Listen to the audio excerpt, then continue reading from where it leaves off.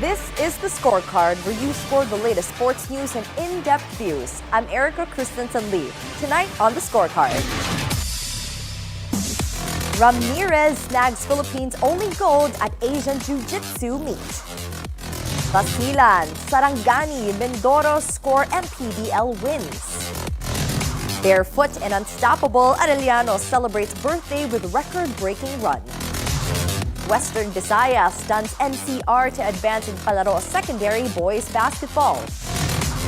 Alcaraz and Swiatek advance at French Open. Cardinals rally behind Donovan's homer, wins for hit night to beat Orioles. Mystics edge Fever in first game without Caitlin Clark, 83-77. Thunder dominate Wolves in Game 5, advance to NBA Finals. And get to see the action in one of the biggest paddle competitions in the region, Silver Reap Manila. All the headlines and more. Don't miss the Scorecard tonight, the 29th of May. Now, here's our roundup. Ramirez capped off the competition with a bang, claiming the Philippines' lone gold medal at the 9th Asian Jiu-Jitsu Championships held in Amman, Jordan. The 34-year-old veteran, a former Asian Indoor and Martial Arts Games champion, put on a clinic as she once again defeated Kazakhstan's Galina Duvanova to top the women's minus 57-kilogram division. Ramirez blitzed through her bracket, scoring decisive wins over South Koreans Lee Yu-jin, Mongolia's Narakishi Baasanjargal, and Uzbekistan Shakzoda Azatova on her way to the top. The victory was a rematch of her gold medal win over Duvanova in the Hangzhou Asian Games final 3 years ago. This also marks her second Asian Championship title, having bagged gold back in 2022 in Bangkok, Thailand. It feels surreal, Ramirez posted on social media. The Philippine delegation ended the tournament with 2 silver medals courtesy of Kyra Napoles and Dylan Crisel Valmores, plus 5 bronze medals. The strong showing is part of the national squad's build-up for the World Games happening this August in Chengdu, China. Basilan Viva Port Masters dominated Cebu Classic 87-55 at Paco Arena, extending their strong run in the MPBL 2025 season. Using an 11-man rotation, Basilan led 27-12 after Q1 built a 20-point halftime lead and sealed the win with 18 fourth-quarter points, including Raymar Caduyak's back-to-back triples. They improved to 5-7 in the round-robin eliminations. Sherwin Concepcion led Basilan with 11 points, 4 rebounds and 3 steals with support from Eman Calo, Adi Santos, Gab Dagangon, and others. Cebu, with just 8 players, fell to 4-9. Mark Meneses had 16 points and 10 rebounds for Cebu. Sarangani beat Manila Batang Quiapo 111-87 to improve to 3-10. Coy Alvas and Junji Halare led with 19 points each. Manila dropped its 12th straight game despite John Ashley FA's 29 points. Mindoro Tamaraos held off Bacolod Duo Slashers 76-63. Evens their record to 7-7. Joseph Sedurifa scored 24 points and earned Best Player honors. Moving on to the action in the Palarong Pambansa, Trixia Anne Arellano of Western Visayas marked her 11th birthday in style, smashing a long-standing record in the 200-meter dash at the Ferdinand E. Marcos Memorial Stadium in Lawag City. Running without shoes, Arellano clocked an impressive 26.40 seconds, breaking the 2008 record of 26.7 seconds set by Maureen Shrivers. Meanwhile, in the pool, Titus Rafael Sia made a splash on opening day, bagging 3 gold medals and resetting 2 Palaro records. The 12-year-old representing Xavier School San Juan and NCR stopped the clock at 2 minutes, 7.86 seconds at the elementary boys 200-meter freestyle, breaking the decade-old 2 minutes, 8.12 second mark set by Rafael Barreto back in 2013. A few races later, Sia took down another record in the 100-meter backstroke with another blazing finish. To wrap up his golden day, of course, he teamed up with Raylan Salon, Findali Mackenzie, and Joshua Chua to win the 4x50-meter medley relay in 2 minutes, 6.83 seconds. Meanwhile, Western Visayas ended National Capital Region's title defense with a 76-67 quarterfinal victory at the Ilocos Centennial Arena. St. Robert's International College, representing Region 6, outlasted Nazareth School of National University, the NCR representative, to secure a semifinal berth. This marks the second time in 3 Palarong Pambansa editions that NCR has failed to reach the finals in secondary boys basketball.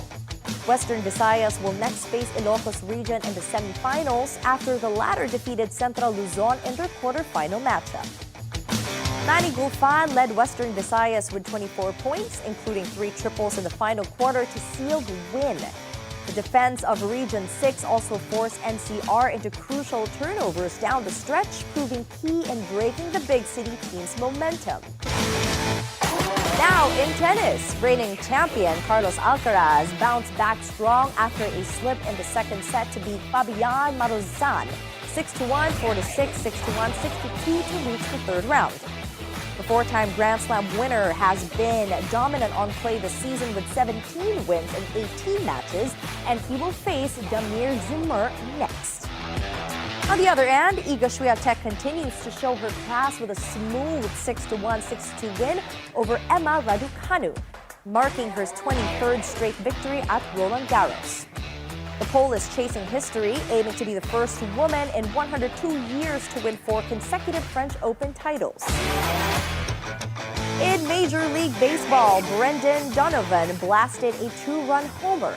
Masson Wynn collected 4 hits, and the St. Louis Cardinals came from behind the edge the Baltimore Orioles 6-4. Down 3-0 early and trailing 4-2 in the fourth, St. Louis got a spark from Jordan Walker's 2-run single, then took the lead for good on Donovan's shot off Cade Povich in the fifth. Wynn crossed home 3 times, including on an Ivan Herrera double in the 7th. The game started after a 31-minute rain delay and steady drizzle stuck around, but both teams finished without needing a makeup. The red-hot Cardinals have now won 7 of their last 8 series, improving to 18-5 since May 4. John King got the win in relief, while Ryan Helsley locked down his 12th save. Povich struck out 9 but surrendered 5 runs on 8 hits. Jackson Holiday had 3 hits for the O's, who have dropped 10 of their last 11 at home. The Indiana Fever struggled in their first game without Caitlin Clark, falling 83-77 to the Washington Mystics Wednesday at CFG Bank Arena.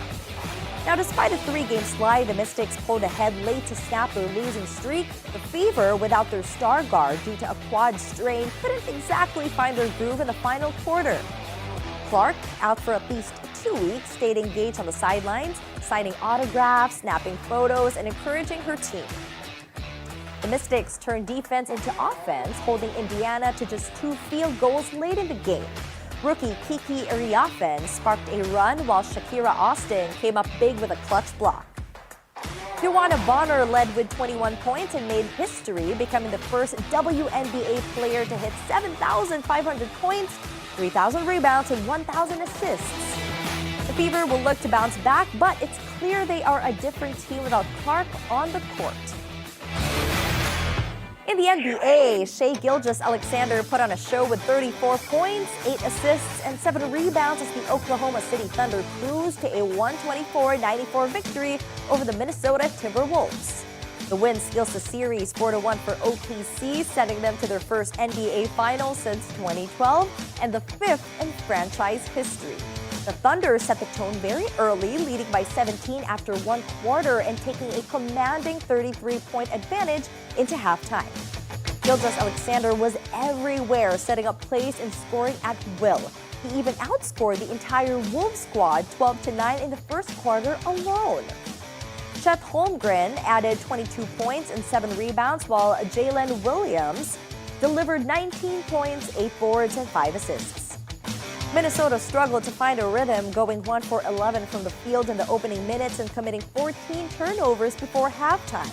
They finished the game with 21 turnovers overall.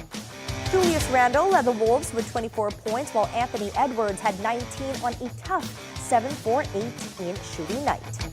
The Thunder now await the winner of the Eastern Conference Finals and will host Game 1 of the NBA Finals on June 5. Retired two-division champion Jerry Peñalosa thinks Manny Pacquiao still has the goods to knock out WBC World Welterweight champion Mario Barrios on July 19 at MGM Grand in Las Vegas. The Filipino boxing legend surprised everyone with his comeback at 46 years old, and while Peñalosa admits he's a bit worried for his friend, he still believes Pacquiao can make a big impact. Pacquiao last fought back in 2021, losing a unanimous decision to Yordenis Ugas, and has only done a few exhibitions since, leading to questions about his return. But for Peñalosa, Pacquiao has always been about taking risks in and out of the ring. Pacquiao has been training hard with his team to regain his peak form, and fans were eager to see if the veteran can defy age once again. Now, this fight could also set the stage for Pacquiao's final chapter in the ring, with many hoping for a memorable send-off. And here's your daily dose of sports lingo. What is clinching in boxing, and why do boxers use it during a match? Well, clinching is when a fighter holds onto their opponent to limit their movement and prevent them from throwing punches. It is often used as a defensive tactic to buy time, avoid damage, or recover breath during intense exchanges. Now, while it can slow the pace of the fight, effective clinching requires strategy and control to avoid penalties from the referee. Understanding clinching gives you a deeper appreciation of the strategy and skill involved in boxing beyond just throwing punches. Now it's time for our off-court buzzer. In the aftermath of the Oklahoma City Thunder's shocking victory over the Minnesota Timberwolves in the Western Conference Finals, NBA legend Magic Johnson did something rare. He publicly apologized. "I want to apologize to the Oklahoma City Thunder for underestimating them and not thinking they were ready to compete for a championship," Magic tweeted Thursday morning. The tweet, which immediately went viral, of course, came just hours after the Thunder punched their ticket to the NBA Finals, a destiny few outside of Oklahoma saw coming. Led by Shai Gilgeous-Alexander, Chet Holmgren, and a roster that is young, relentless, and now battle-tested, OKC has officially entered the big boy chat. Magic's apology isn't just a victory lap for OKC fans, it's actually a cultural moment. This is the basketball equivalent of a blockbuster plot twist. The Thunder were supposed to be a year away, as they say. Well, newsflash, the future is now. And for a guy who's seen it all, from Showtime to the Braun era, Magic's tweet hits very different. It's validation. It's respect. It's proof that the kids from OKC just turned the NBA upside down. And that's our roundup for tonight, the 29th of May. Up next, we get to see the action in one of the biggest paddle competitions in the region, Silver Reap Manila, when we return right here on the Scorecard.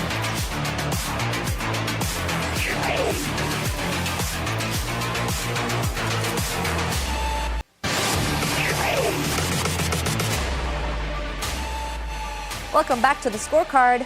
Paddle is one of the fastest rising sports here in the country, and the Philippines has truly caught the paddle fever. The hosting of the FIP Silver Reap Manila, the biggest competition in the region. Let's check out the action.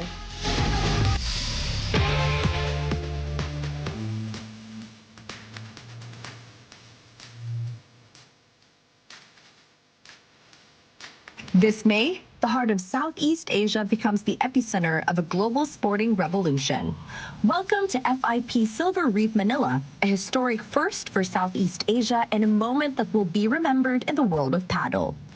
The Manila Paddle Club hosted the region's first ever FIP Silver Tournament, a premier event that's breaking boundaries and setting new standards for international competition.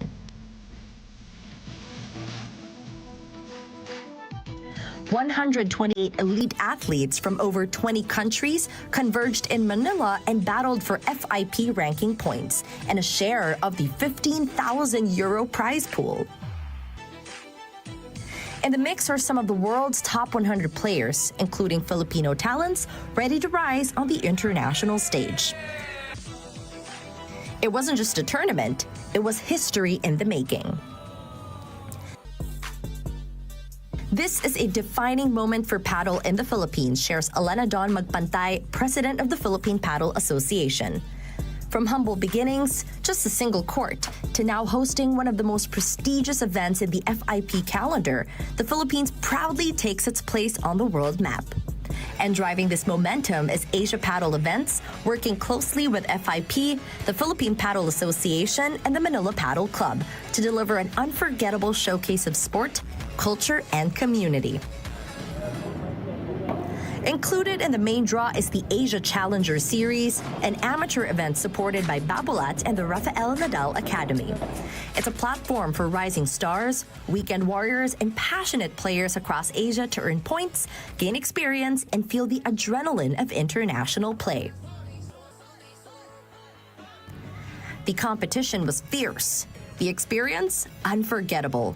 As one of the past competitors put it, this is one of the best tournaments we have ever played. FIP Silver Reap Manila isn't just a tournament, it's a movement. A celebration of sport, a showcase of culture, a symbol of how far padel and the Philippines have come. FIP Silver Reap Manila, where history is served one match at a time.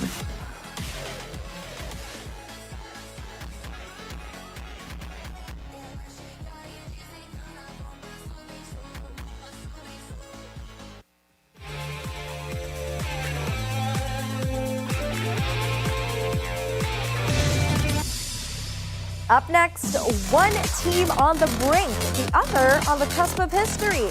Tyrese Halliburton and the Pacers can punch their ticket to the finals, but Jalen Brunson and the Knicks won't go quietly in Indiana. Do the Pacers close it out, or do the Knicks force a deciding Game 7? We're about to find out, so you can keep your eyes on the prize.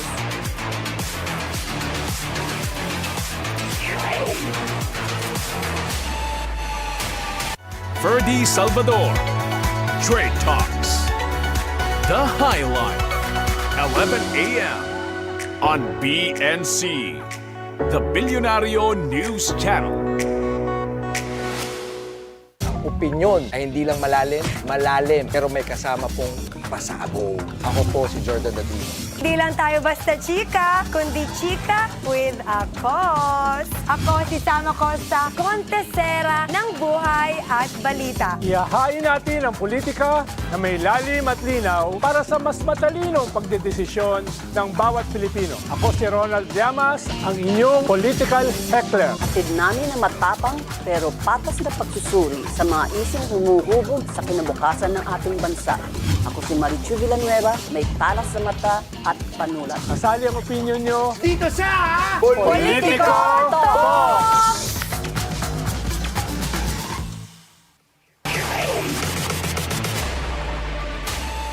Welcome back to the Scorecard. It is time to keep your eyes on the prize. All right, here we are, Game 5. How exciting is this? The Knicks are dangling over the edge like it's a season finale of Succession. And Indiana? Oh, they're one win away from a finals cameo nobody saw coming.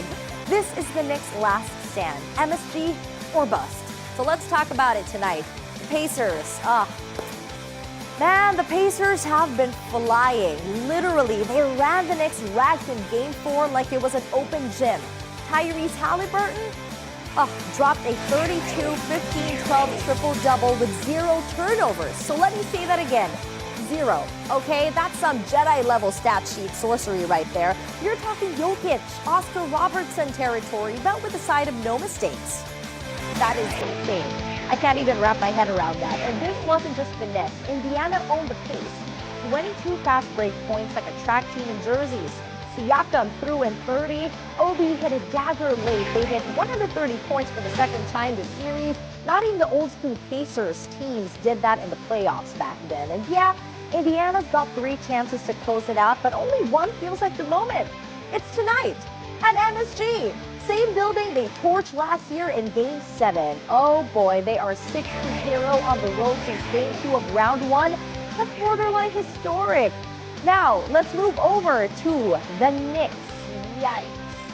They've been the team that never says die. 20-point comebacks, gritty bench minutes, Josh Hart playing 42 minutes on one leg, but now they've got to do the nearly impossible. Only 13 teams in NBA history have come back from 3-1. This would be number 14. Brunson was still solid. 31 points, not bad. Towns gave 24 and 12 despite that scary knee knock.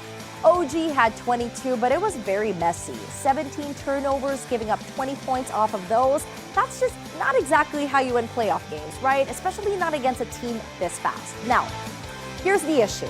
The Knicks are running out of bodies and running out of answers. Thibs is mixing lineups like a mad scientist. Mitchell Robinson next to Towns. Bench guys rotating in like preseason, but Indiana is too polished right now, too polished. They've been building to this moment while the Knicks look like they're duct taping the ship mid-sink. Now, this is what it comes down to, okay? The question is, can the Knicks take control of tempo, slow it down, make it ugly, and get one win and they're building to survive another 48 hours, or will Halliburton and crew break the garden again and walk straight into the finals like they've been here before? Game 5. Oh, exciting. Pacers are on the brink of history here. Knicks cling to heart, hustle, and muscle memory. One more fight in the garden here. That's what playoff basketball is all about. So, if I were you, I would buckle up. Stay ahead of the game as the battle for the playoffs heats up with high-stakes game. Now, here is your odds breakdown for tomorrow's exciting matchup.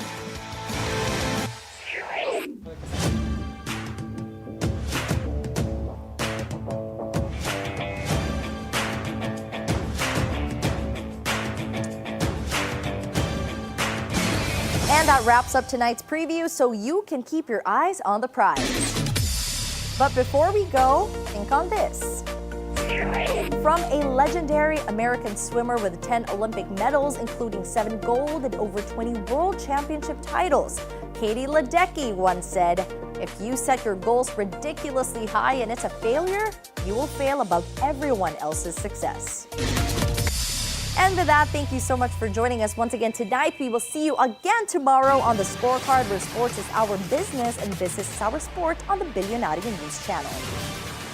Once again, this is Erika Kristensen-Lee. Have a great evening.